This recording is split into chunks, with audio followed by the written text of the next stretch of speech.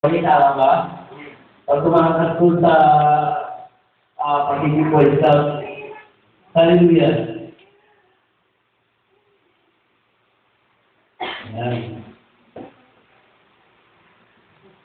Alam niyo po, bawat umaga, naniniwala po ako na mayroon pong napakagandang ginagawa kasi sa buhay natin. Amin po ba? At ang kalooban ng Diyos sa atin, ay tayo ay magpatuloy sa Kanya. Pero, alam niyo po ba itong word na ito?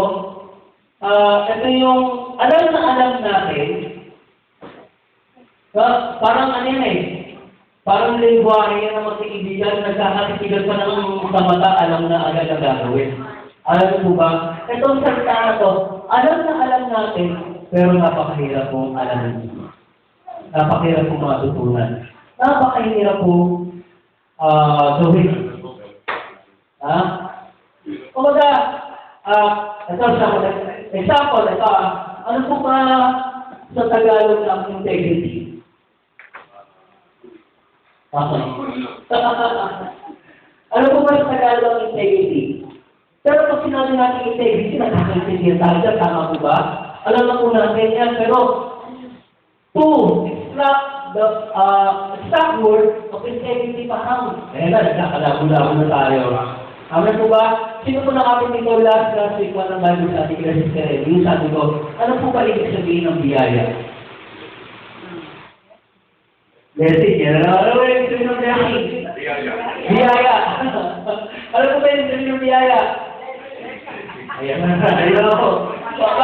Balik tayo. Tama po ba? Kaya i-explain ko po sa inyo. For me, ang ibig sabihin po ng biyaya ay ito.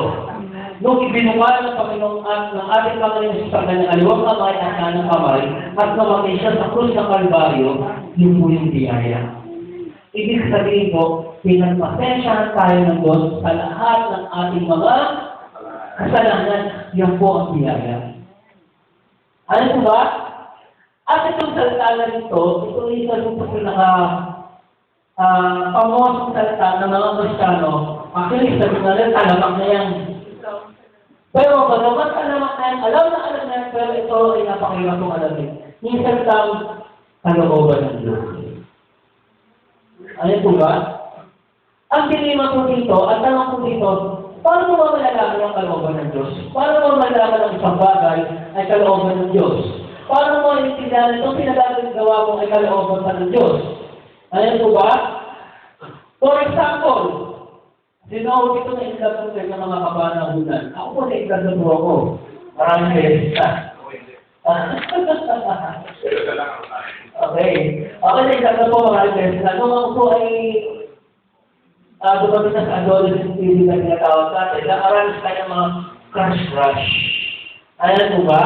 Hanggang dumating sa panahon tayo na kilala sa Panginoon, naligaw ka sa kapwa mo Kristiyano.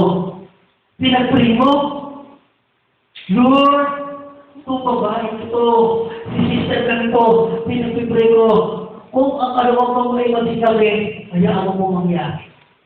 Gano'n na panalaki, tama mo ba? Walang problema. Ano ba? Ito mating ang panahon, ipinagkaloob ng Diyos sa iyo si sister. Diba? On the way ng relationship yung nagkakaroon ng struggle. O nagkakaroon ng struggle. Kung baga nagkakaroon ng problema, mga unresolved issues, mga gano'n, nagkakaroon ng patong, nag-break. Nag-break kayo ni sister. Ouch! Sabi mo naman, ay hindi siya talaga kalooban ng Panginoon. Nanligaw ka na naman ngayon. Si sister talaga, pinag-pray ko lang kung kalooban mo. Naging kayo na naman ni sister. Alam mo ba? Naging kayo na naman ni brother. Tapos, in the long run, sinasabi mo, ay, salamat na dito po ang kalawag mo sa ako, pinapalak mo sa kalang mga kaibigan mo. Ito po yung gratitude sa akin, gano'n, di ba? Minsan, ang sweet yung dalawa, ano po yung kalawag sa akin ng Panginoon. Amen po ba? Nagkaroon na ng struggle. At ito, nagpatong-patong na naman yung problema. Break na naman. Sabihin mo na naman, ay, hindi ko kalooban ng Lord. Alam po ba? Naliligaw na naman. Naliligaw na naman. Ngayon sa panaligaw na naman, pinag-pray na naman si brother si sister. At pinagkaloob na naman, sinabi niya naman, ay kalooban to ng Lord. Kalooban ng Lord. Ano po ba? Ay, alam mo naman, on the way ng relationship na nagkakastruggle na naman, struggle, ang resolution na pasok na naman. Break na naman.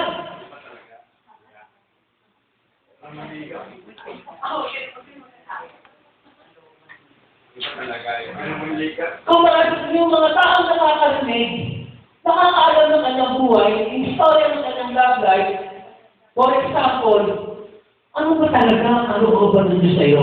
Even yung mga taong nasa paligid mo, naguguluhan natin sa'yo, at mismo ikaw sa sarili mo, ano ba talaga ang kalooban ng Diyos? Tama po ba?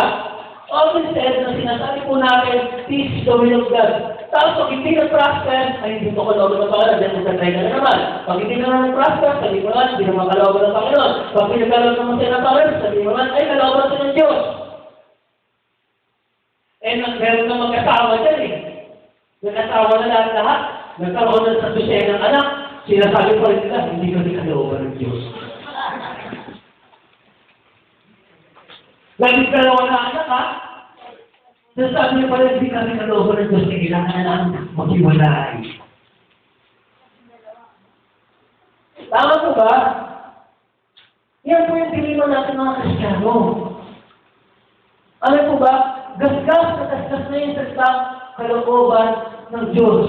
Alam niyo po tayo mga Kristiyano, dapat po magiging masinag po tayo sa pagbigkas ng salita ng kalooban ng Diyos. Ang problema kasi natin, hindi kasi natin alam paano ba natin iintindihin at kahalagahan. At paano ba natin malalaman sa pagsalita na isang bagay na ito ay kalooban ng Panginoon. Alam po ba? Gusto niyo po ba malaman kung ano po ba talaga ang kalooban ng Panginoon sa atin? Alam po ba? Kung dati ang buhay mo, for example, may kapatid po tayo dito, master na subukan, nagkakaari ng sabong, at ika kasi si Albert, diba? Hindi niya naman inisip na mag-iingat siya eh. Alam po ba? Pumasok pa sa hignagan natin, tayo may baka magiging born again tayo. Diba wala naman tayo kasama maging born again? Actually, nag-enjoy pa nga tayo pag may piyesta eh. Alam po ba? Enjoy pa nga tayo din eh. Alam po ba? Pero bakit tayo nandito? Pero maganda naman yung plano naman natin dahil sa buhay natin. Diba? Ang plano natin, hindi ko, mag-isiba tayo. Tama po ba? Wala naman sama. Pero ano po nangyari? The same plan, pero hindi direct meaning. Ano po ba? Nandito ko nga nagsisiba ka, may mas malalim na kahulugan. Ano po ba? Kaya nga pag tayo mga masyado, ang dinima kasi natin, ano ba talaga ang kalooban ng Diyos sa buhay natin? Ano po ba? Sa aklat po ng Mateo, chapter 12, verse 46 to 50.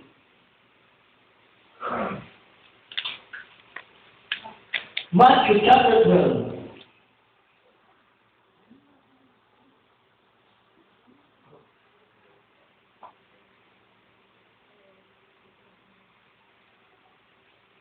Sige nga po kung sino po yung unang makakabasa, makikili lakas na po.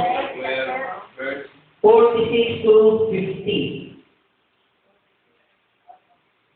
Ayun. Sige po. Habang si Jesus ay nangangaral, dumating ang kanyang ina at mga kapatid.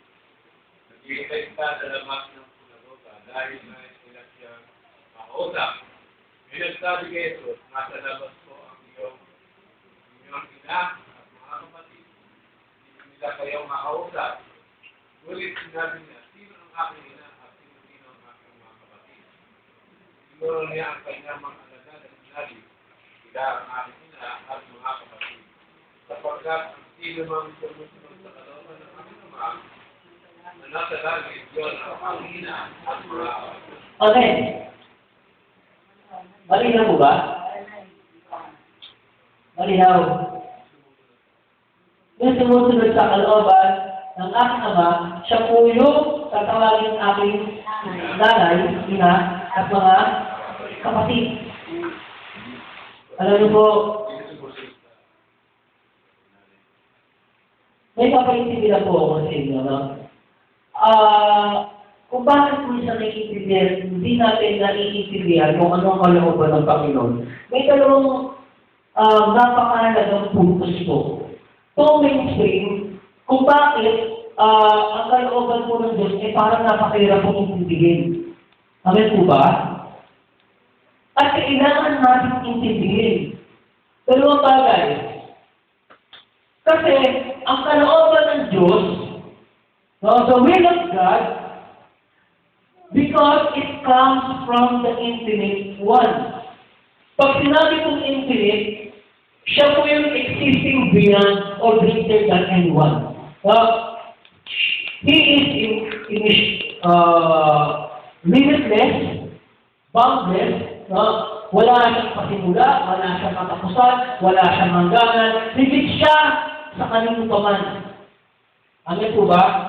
So, para sa ating mga tao na limitado at kapos ang ating kaisipan, napakahirap kong intindihin ang isang bagay na ipagkakalaw sa iyo na nanggaling sa walang katapusan, walang hanggan at makapangyarihan sa lahat. Amen po ba? Kaya minsan hindi natin nakukuha yung konsepto ng kalooban ng Diyos because it comes from the infinite one. Doon sa higit pa sa iyo. Ano po ba? For example, ang course mo ay nursing. Tapos bibigyan ka ng book ng engineering. Maintindihan mo po ba yung mga M-Sword na doon? Magkaiba, di ba? Ibig sabihin, yung kalalagayan mo bilang isang tao na limitado at kulang, amin po ba? At bibigyan ka ng isang, magkakalaban ka ng isang makapangyarihan sa natin, hindi nalilimitahan ng isang bagay, hindi mo talaga kakayanin. Tama po ba? Pangalawang punto, because it comes from the Holy One. Sa isang bagay na banal, darisay, puro. Pag pinag-usapan po natin yung holiness of God, there's two dimensions. May dalawang dimension ng holiness. Una, pag sinabi holiness of God, unang dimension po niya is sacredness. Ano po yung sacredness? Siya po ay darisay, banal at walang karumihan. Pangalawa, apartness. He is far from us. Sa langit siya, sa lupa tayo. Amen po ba? Ganun ang simple po yun. Yun po yung two dimension of holiness of God. No, siya po ay banal, pag sinabi mo sacredness, patungkol po sa kanyang pagka-Diyos. Banal na natin Diyos, tama po ba? Kaya ang pagkakat po ng Isaiah, mababasa po natin doon, yung isa sa mga dimension po, no, sacredness yung Isaiah 6:3 and 5, isulat nyo na lang po. At yung apartness po, Exodus chapter 15, verse 11, sabi na, who? Diba? Sino ang hihigit sa banal na Diyos? Yung po yung two dimension of holiness of God.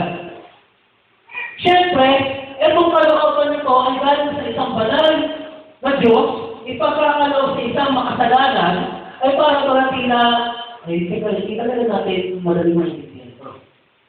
Amen po ba? Naintindihan niyo po ba yung sinasabi ko? Ayan po yung isang mga problema natin. Ayan po ba? Tayo mga Kristyano. Now, because it comes from the infinite one and the Holy One, minsan hindi na natin inaano, hindi tayo interesado kung ano ba talaga kalooban ng Diyos sa buhay natin. Para na tayo naman, pakiusupok dito, supok dyan, hindi alam kung saan aama, ano po ba? Gano'n dito, alaw dyan. Walang focus, ano po ba? Ano yung po napakaganda po naiintindihan po natin kung ano talaga kalooban ng Diyos sa buhay natin. For example, ano ba kalooban ng Diyos sa pamilya namin? Ano ba kalooban ng Diyos sa trabaho ko? Ano ba kalooban ng Diyos sa pag-aaral ko? Ano po ba? Ano po ba ang kalooban ng Diyos sa lahat ng aspeto ng buhay natin? Yan po yung ating pag-aaralan, the importance of knowing God's will. Ano po ba? Ang kahalagahan na makita natin kung ano po ba talaga ang kalooban ng Diyos sa buhay natin. Para hindi na po tayo paulit-ulit na nabibigo, paulit-ulit na nasasaktan, paulit-ulit na nagagapa. Ano po ba? para na iwasan natin yung mga ganung bagay. At nagpapatuloy tayo sa ating buhay na masaya at punong-puno ng pag-asa. Ano po ba? Dito, mapapansin niyo po, yung mga several dilema, the reason, bakit na dati parang hindi na natin naiintindihan yung kalooban ng Panginoon. So, for example, ito, gusto mo mag-business. Ayan po ba? Gusto mo magtayo ng negosyo. May pera ka. Tama po ba? May pera ka. Ngayon, siyempre ikaw, ano mo business ang magandang pasukin? Ayan po ba? Ito ba? Ito ba business na to? Ito ba yung ganyan? Then, biglang may dumating sa'yo. Ano mo, Brad? Ito yung business na mag-multiply yung pera mo. One week lang, mag-doble ang interest. Siyempre, ikaw, wow, nagdaki ang mata mo. Ito na yun.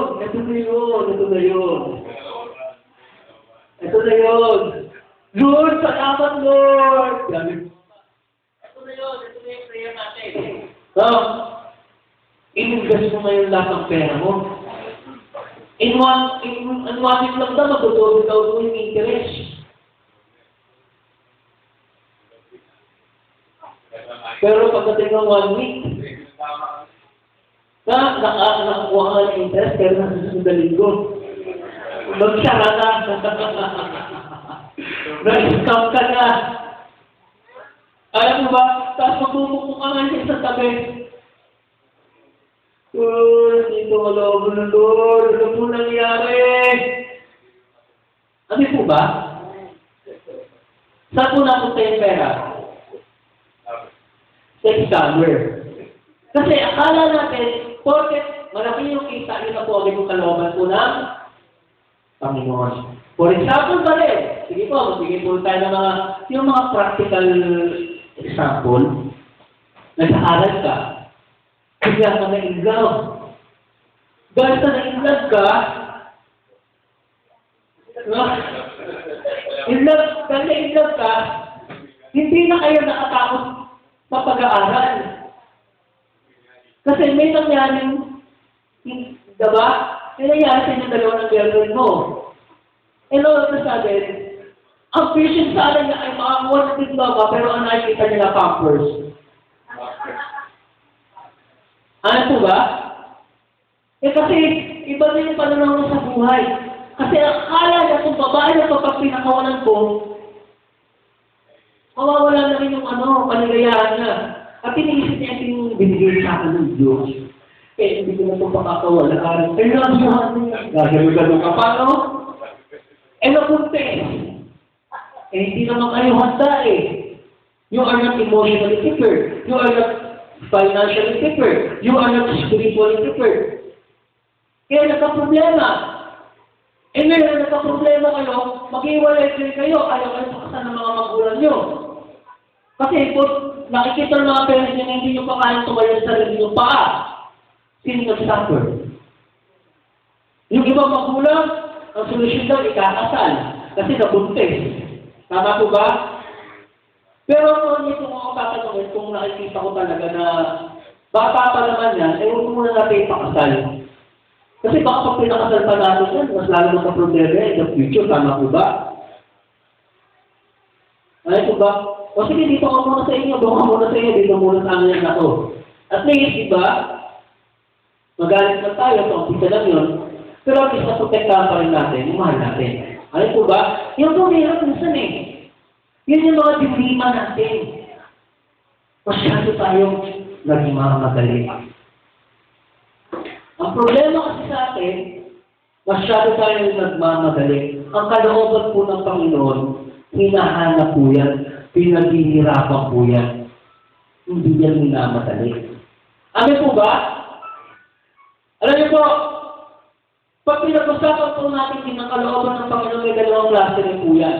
Meron po tinatawag na permissive will of God. Alam niyo po ba yung permissive will of God? For example, yung nangyari po kay Job. Ano po ba? Kung babasahin niyo po yung chapter 1, siya po yung taong kinilala ng Diyos na higit sa lahat. Siya po yung tinutang ng Diyos sa sabi niya, lingkod mo na to, ay itong tao na lumalakad ng ikabanalan, may takot sa akin. Mga ganun po ba? Mga very good traits. Kapuri-puri galing sa harapan ng ating Panginoon. Tung sa tao ito. Pero ano po nangyari? Nakita niya kung si Satanas, sinabi niya, o saan ka nagpunta? Ito, papunta pa lang sa rito. Tapos sinabi na Diyos, nakikita mo ba yung Nico Brusio? Oo, tapos ang nangyari sa mga conversation, kaya mo na siya nagpapaala niya kasi ganito eh. Pero subukan mong alisin yung ganito. Ngayon ang nangyari, pinayagan ng Diyos. That is permissive will of God.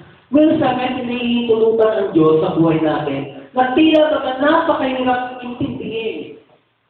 Amen po ba? Napakahirap unawain. Amen po ba? Pero lahat ng bagay na yan ay pinagkakaloob ng Diyos ayon sa kanyang kapahintulutan. That is one thing, permissive will of God. Pangalawa, generally speaking, God's will. Ito yung kabuuan ng plano ng Diyos sa buhay mo. Anong plano ng Diyos?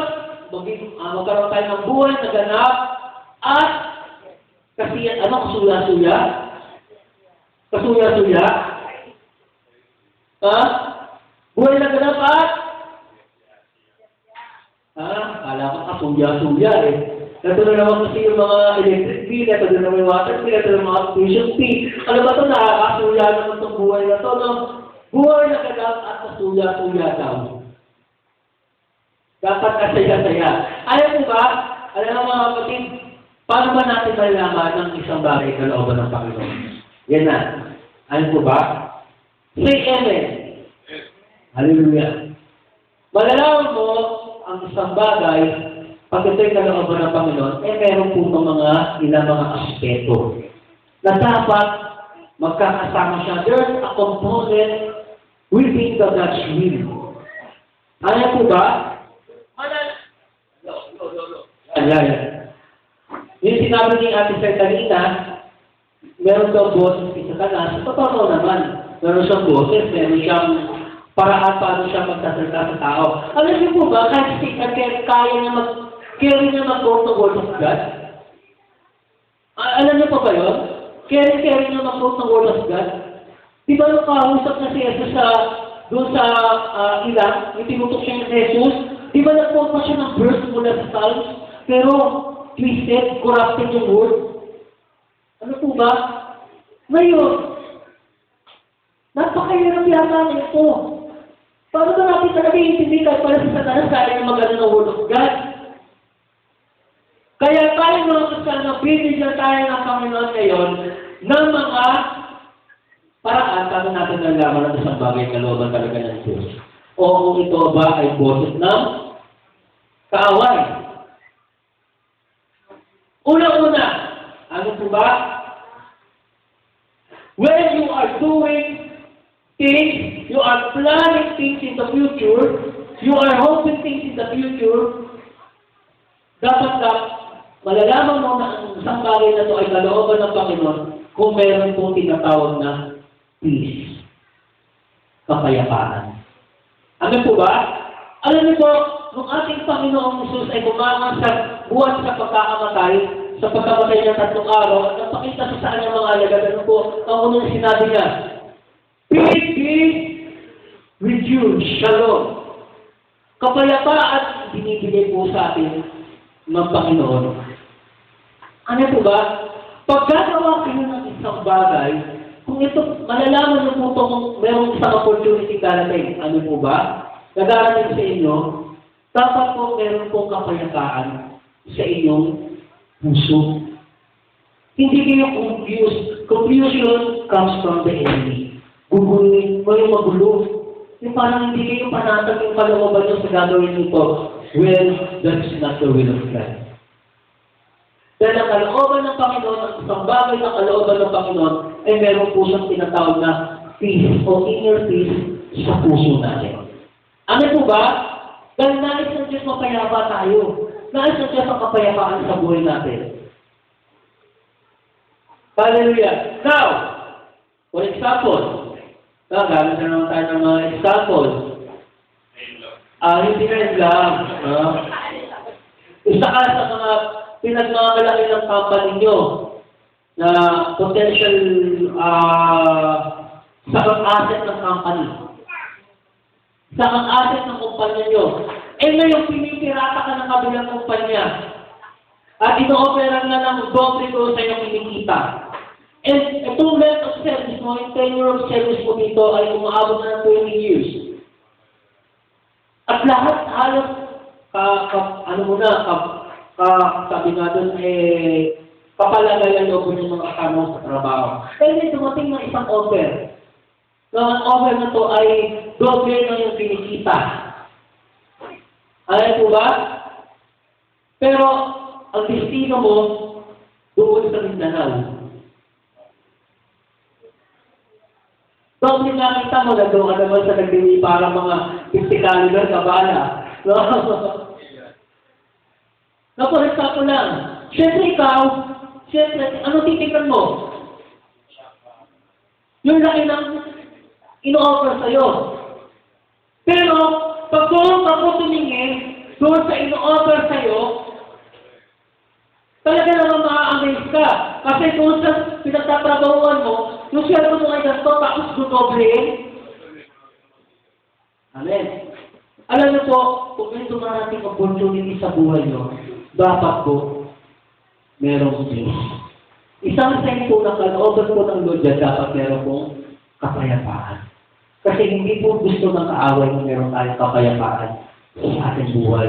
Bibigyan ka niya ng mga bagay at later on, guguluhin niya ang buhay mo.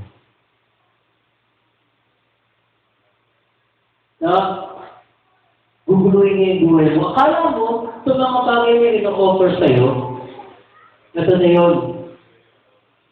Hindi niya pala kalooban. Ang tinignan mo lang pala, yung pera. Hindi mo pala tinignan kung mapayapa ba ang puso mo. Kung may kapayapaan ba doon sa bagay na yun. Ano ito ba? Pangalawa, paano mo malalaman? Pag sinabing components, dapat magkakasama po siya. Tama po ba? Hindi po siya dapat segregated o hiwalay-walay. Dapat po magkakasama siya. Dapat din, nandoon din po yung tinatawag na joy. Yan si Ate Joy, oh.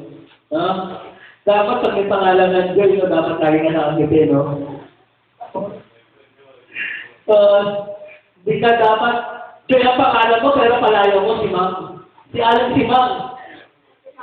Lagi na kasi Ma'am ko. Para kang walang ginawang pabutihan ka sa buhay niya. Kasi araw-araw ang kanyang ay nakasimangot. Bata!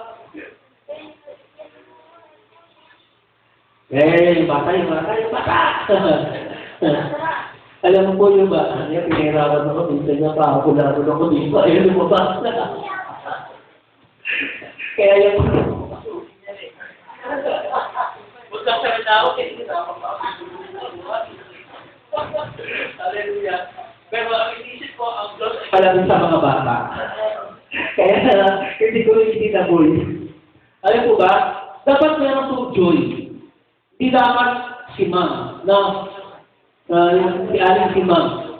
Alam po ba? Alam niyo po ang kalalahan ng joy sa lahat ng ginagawa natin. Alam niyo po, pag walang kagalakan sa puso, kahit yung simpleng pagwawalis, hindi po nagagawa ng maayos. Kasi bakit po?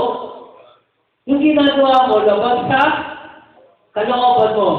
Ilang beses ka na nautusan ng nanay at tatay mo na hindi mo gusto. Ngayon, nanonood ka ng TV, no? Yung ito na yung hinihintay nung ito yung hinihintay nung episode, matatapos na. 3 months nung inabangan. Tapos magkakaitusan ng tatay mo, magbukas ka ng plato doon. Kilala mo yung tatay mo pag hindi ka tumayo ulit ako.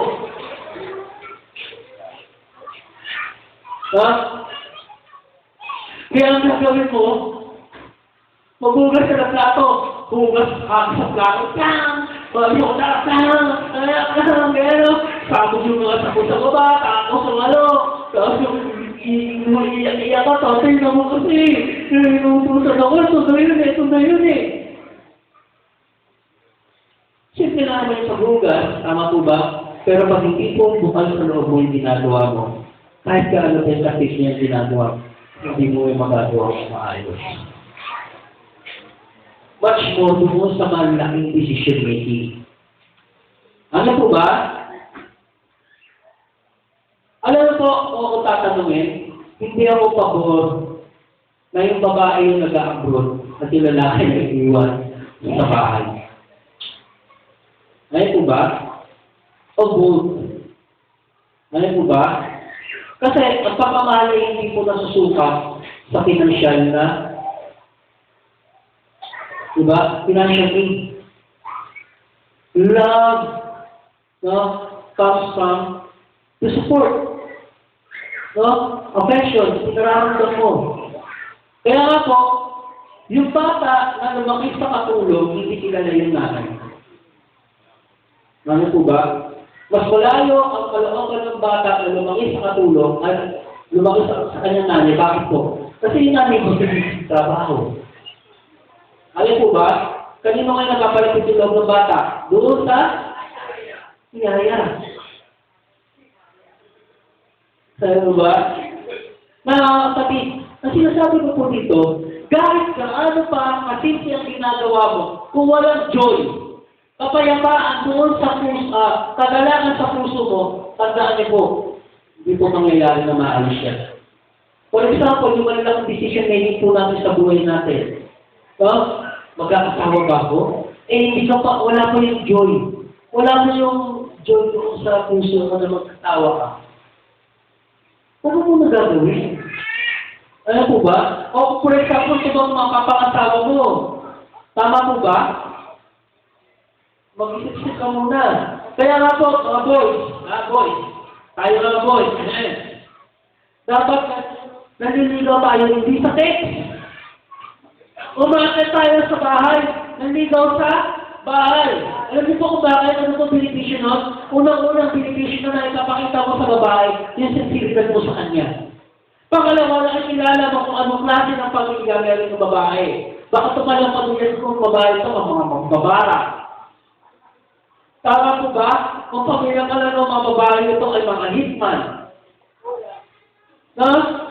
Nakikilala mo kung anong klase ng pamilya magiging kasama mo sa pagdating ng panahon.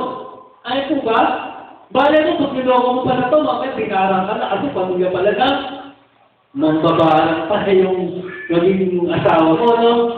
Ay, isang benepisyo yun. Kaya dapat malaman mo kung anong klase ng tao yung pakikisama mo. At nalalaman mo yun, kung kalooban mo ng Panginoon, dapat mayroong pag-alakan. Alam po ba? For example lang ko yun. Pero ayaw ko naiintindihan niyo yung sinasabi ko. Pangatlong bagay, ito yung pinakamahalaga. Kung meron kapayapaan, kung meron kagalangan, dapat meron din po pag-ibig. Kasi isipan, kahit kapirasong pag-ibig, wala sa kanya. No?